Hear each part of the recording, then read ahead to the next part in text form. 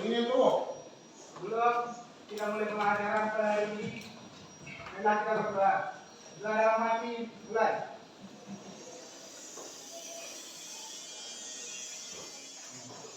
Dan selesai. Nah, sebelum kita mulai lebih lanjut, Pak Guru mau menanyakan kehadiran kalian. Apakah kalian hadir semuanya ini? Hadir. Absennya? Nggak ada. Atau materinya hari ini tentang peran tokoh para pahlawan nasional atau peran tokoh teladan pahlawan nasional. Ya, sebelum kita lebih mulai dari pembahasan yang lebih lanjut, Pak Guru mau bertanya sedikit sama kalian sebelum kita mulai ke pembelajaran intinya. Pak Guru mau bertanya sama kalian, apa yang kalian ketahui tentang pahlawan? Pahlawan itu adalah sosok pejuang negara yang memperjuangkan negara kita sampai merdeka. Ada yang lain?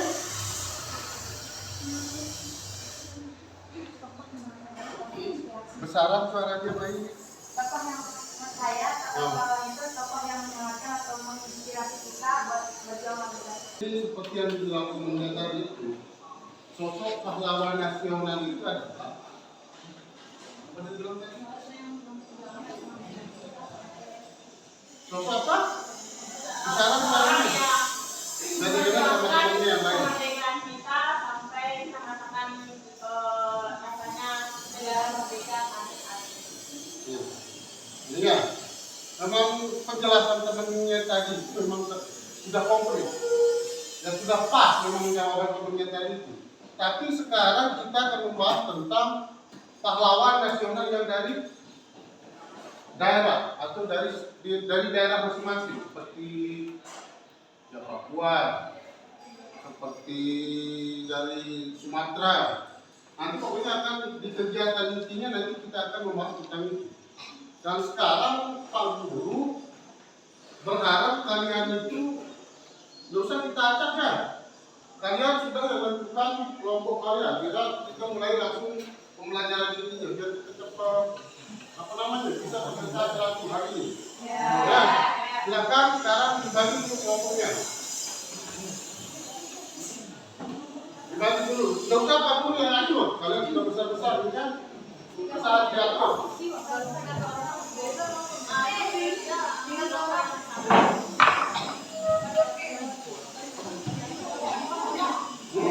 Tiga kelompok aja.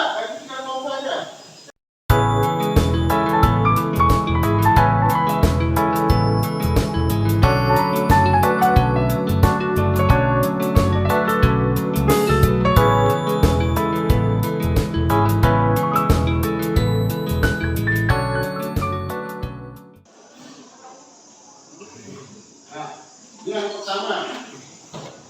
Kira-kira kelompok siapa yang mengambil ini? Kelompok 1. Coba diperhatikan dulu kelompok 1. Silakan diperhatikan baik-baik.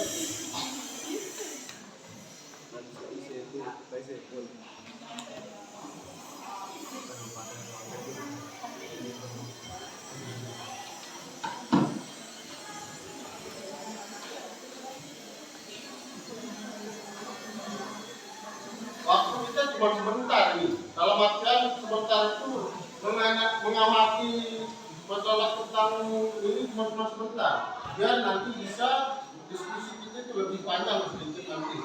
Bebas. Ya, Bebas. masalahnya waktu kita kan cuma sebentar di sini. Kelompok 1 sudah.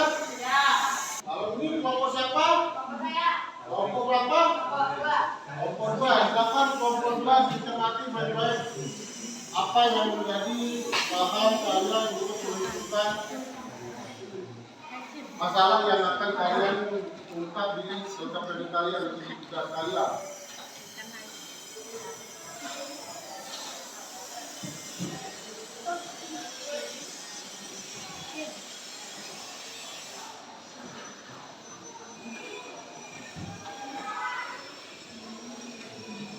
Cukup 5 menit ya?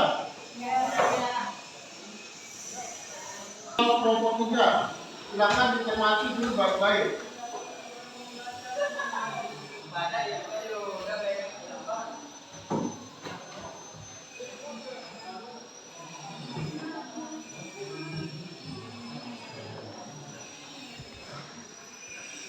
cermati dulu baik-baik kelompok terakhir atau kelompok 3.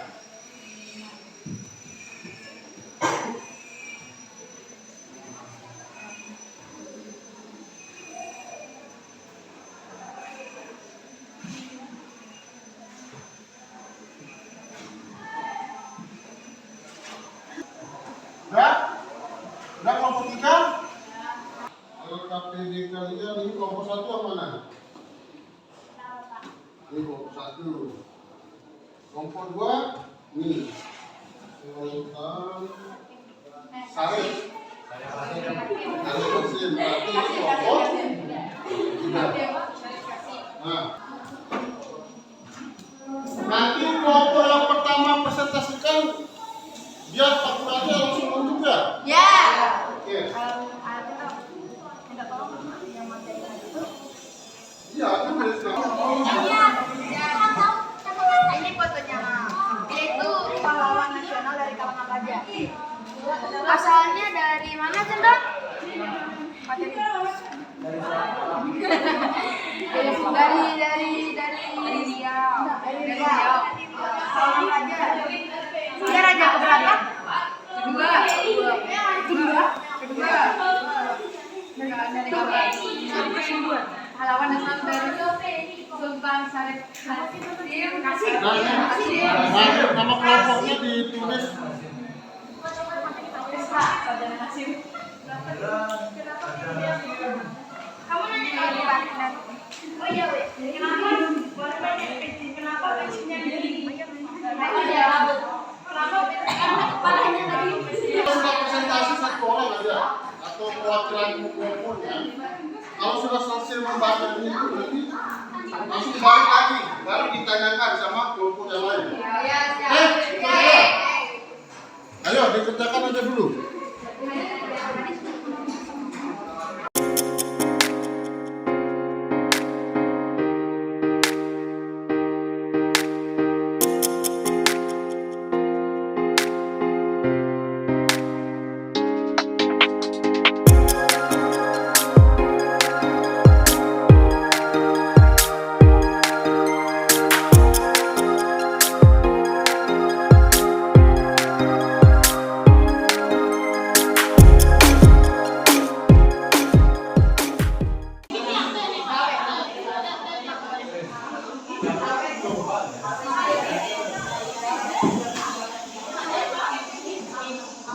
Ayo, berani nggak boleh berani selama itu kerja ya sama gurunya.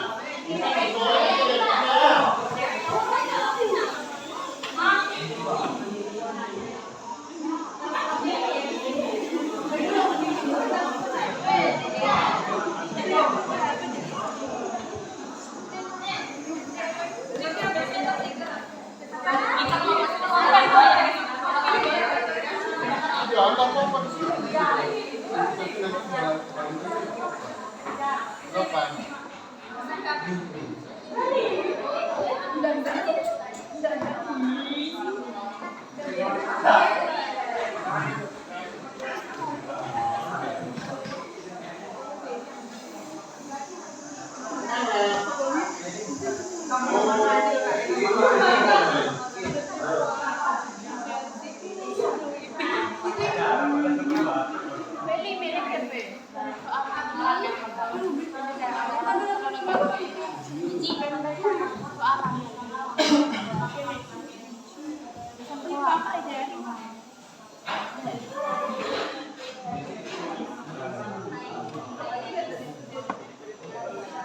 Tapi nanti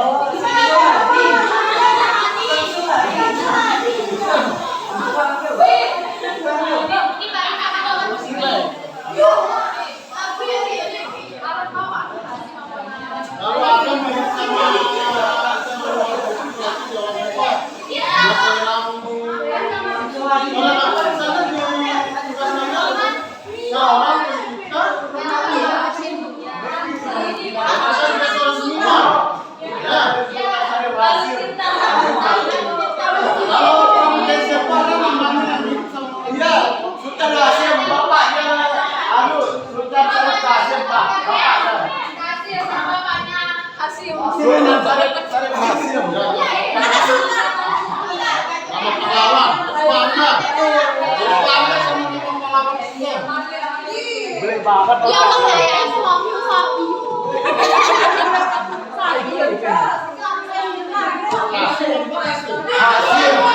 Hasil.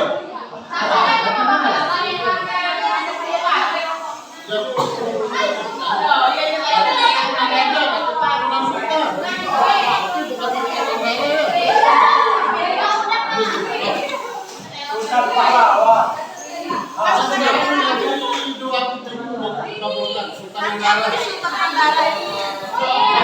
Oh jadi pembantu.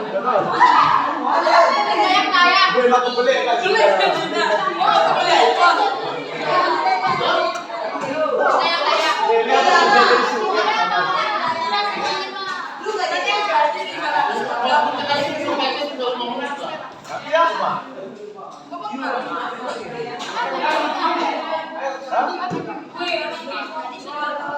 Pakai beli lagi,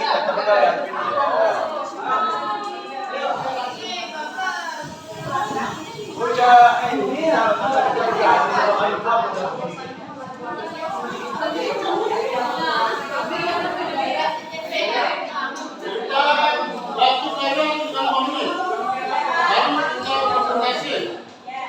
nanti Pak Guru yang ngajak siapa yang keluar. Nanti kalau kita ngajak, ya. Nggak usah kita mulai dari nomor 1 aja, nomor 2.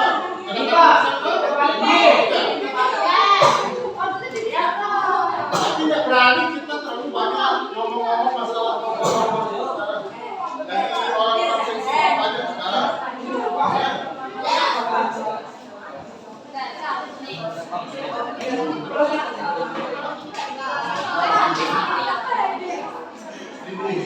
Kalian boleh-boleh aja, kalau Pak Guru nggak berani.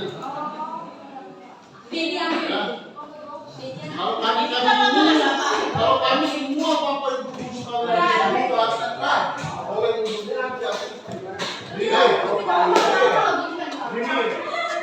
Udah semuanya? Udah semuanya? Ya, kalian perhatikan. Seperti yang kamu bilang tadi, siapapun atau kelompok siapapun yang baru silakan perwakilan kelompoknya yang mana ke depan untuk membacakan hasilnya yang tadi itu kita bahas sekarang itu. Jangan jawab. Pak Guru itu ngajak kelompok 2. Silakan. Kelompok 2 siapa perwakilannya? Silakan. Ya, silakan. Ayo diperhatikan dulu teman-temannya mau konsultasi. Kelompok yang lain silakan memperhatikan kalau ada yang sibuk sendiri. Oke? Assalamualaikum warahmatullahi wabarakatuh. Saya perwakilan dari kelompok 2 akan mempresentasikan hasil penelitian tentang pahlawan Sultan Syarif II. Sultan Syarif II adalah seorang tokoh penting dalam sejarah Sultan Siak Singapura yang melekat di wilayah yang sekarang menjadi bagian dari provinsi Riau, Indonesia. Ia memerintah pada abad ke-19 dan menjadi salah satu sosok yang berpengaruh dalam sejarah politik dan pemerintahan di wilayah itu. Berikut adalah rangkuman sejarah lengkap. Asal usulnya dilahirkan dengan nama Syarif Kasih pada tahun 1809. Ia merupakan putra dari Sultan Syarif Kasih, salah satu sultan Siak sebelumnya. Ia kemudian naik tahta dan menjadi sultan Siak di Singapura dengan gelar Sultan Hakim Syarif Kasih II. Pemerintahan Syarif Kasih II menjadi sultan Siak pada tahun 1830 setelah kematian ayahnya. Pemerintahannya ditandai dengan upaya modernisasi dan reformasi di Kesultanan Siak. Ia memperkenalkan berbagai kebijakan untuk meningkatkan pemerintahan, ekonomi dan keamanan di wilayahnya. Hubungan dengan kolonial Belanda selama masa pemerintahannya, Kesultanan Siak di Indrapura menjalin hubungan dengan pemerintah kolonial Belanda yang menguasai sebagian besar wilayah Indonesia. Meskipun terdapat hubungan yang kompleks antara Sultan dan Belanda, Syarif Qasim II berusaha mempertahankan kedaulatan dan otonomi kesultanannya. Peningkatan ekonomi di bawah pemerintahan Sultan Syarif Qasim II, wilayah siap mengalami perkembangan ekonomi yang signifikan. Produksi dan perdagangan hasil bumi, terutama gambir dan lada, menjadi sumber utama pendapatan kesultanan. Keturunan dan peninggalan. Sultan Syarif Qasim II memiliki beberapa orang keturunan yang memainkan peran penting dalam sejarah Siak dan Indonesia, seperti Sultan Syarif Qasim II dan sejumlah tokoh lainnya. Sekian presentasi dari saya. Assalamualaikum warahmatullahi wabarakatuh. Nomor 2 sudah siap? Ditanya? Siap. Siap? Siap. Silakan. Siapa yang mau bertanya? Kelompok 1 atau kelompok 2? Kelompok 3. Kelompok 1 silakan. Sebutkan namanya. Kelompok 2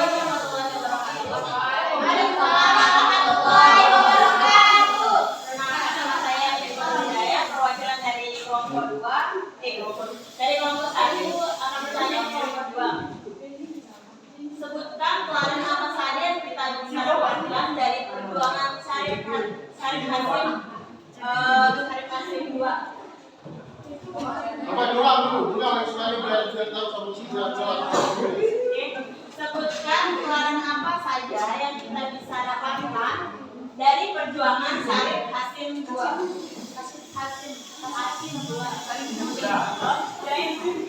Jangan ingat kami doang. Ya, silakan. Ada yang bisa menanggapi dari kelompok 2? Silakan.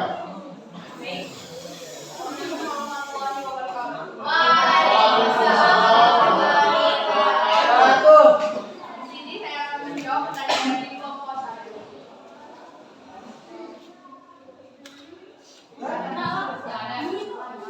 Untuk pertanyaan dari berkaitan dengan Pelan-pelan ada yang jelas. Sultan Syarif Qasim II adalah memiliki semangat nasionalisme yang salah satu kuncinya adalah yang merupakan melakukan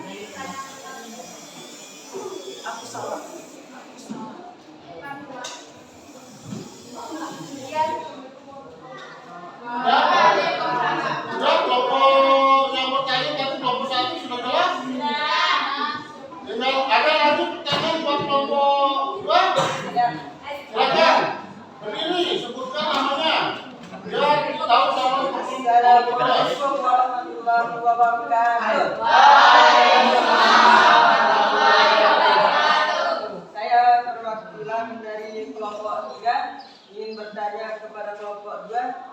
Dari pemaparan yang sudah dipresentasikan, belum terlalu jelas mengenai bentuk perjuangan Sultan Syarif Qasim II dalam upaya perjuangan kemerdekaan Indonesia. Oleh karena itu kami ingin kelompok 2 menjelaskan bentuk kebijakan Sultan Syarif Qasim II yang bertentangan dengan pemerintah orang Belanda. Kebijakan Sultan Syarif II Ya, pada perlawanan kolonial Belanda. ya. Oke. Silakan kelompok 2. Ya, assalamualaikum warahmatullahi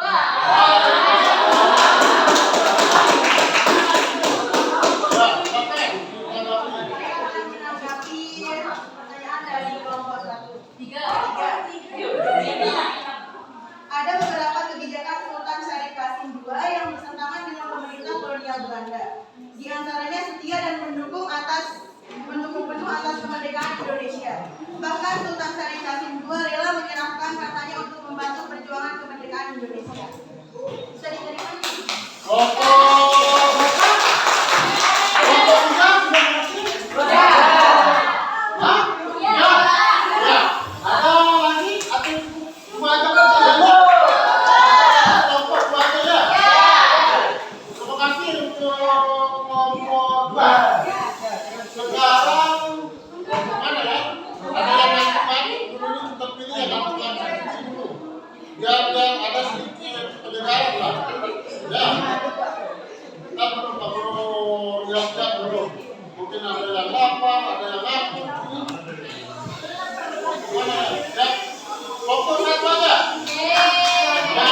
pulang masih tetap dari kamu satu lagi.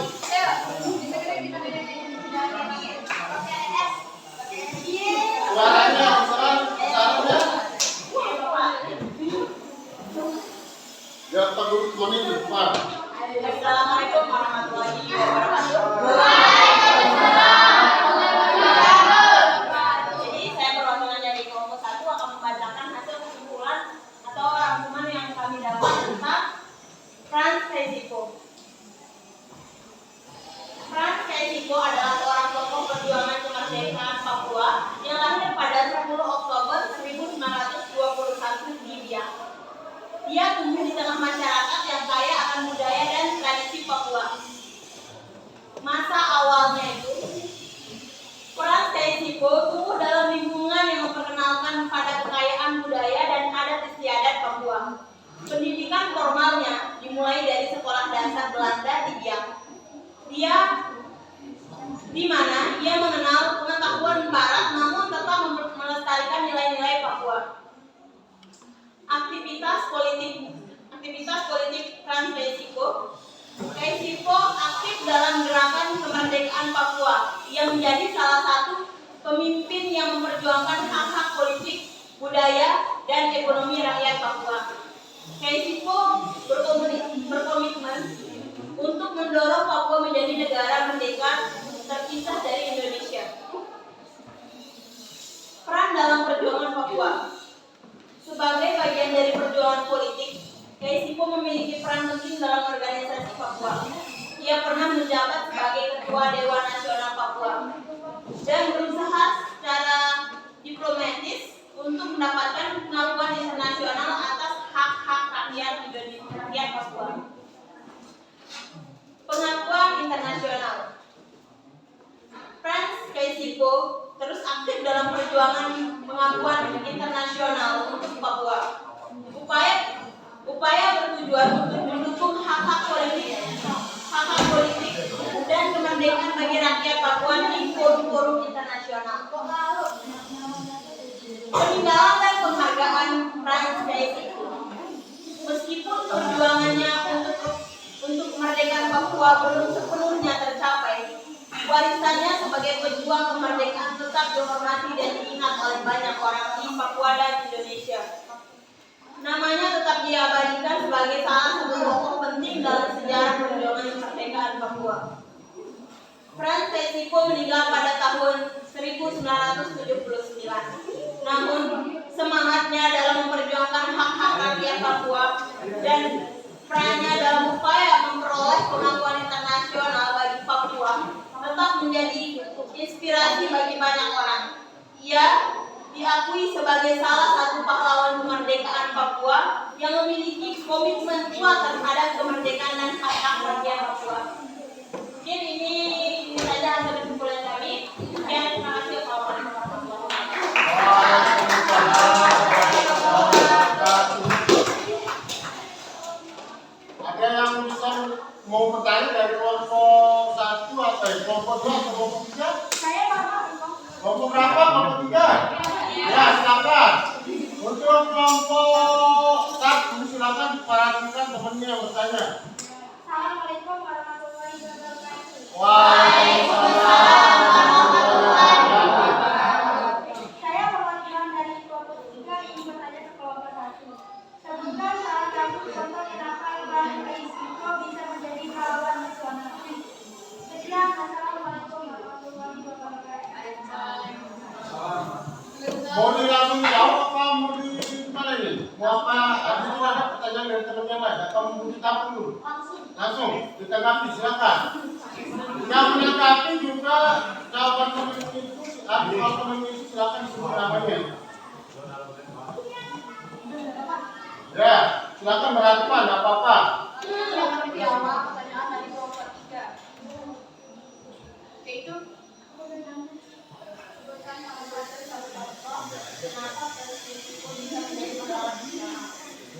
Frans Kaisiepo dinobatkan sebagai pahlawan nasional karena dialah tokoh yang mempopulerkan lagu Indonesia Raya di tanah Papua menjelang kemerdekaan Indonesia. Selain itu, Frans Kaisiepo juga menjadi anggota delegasi Papua dalam konferensi yang membahas mengenai bagian negara Indonesia bagian timur. Bisa. Ya, kalau tidak sama itu. Ya. Sudah jelas nih. Ya.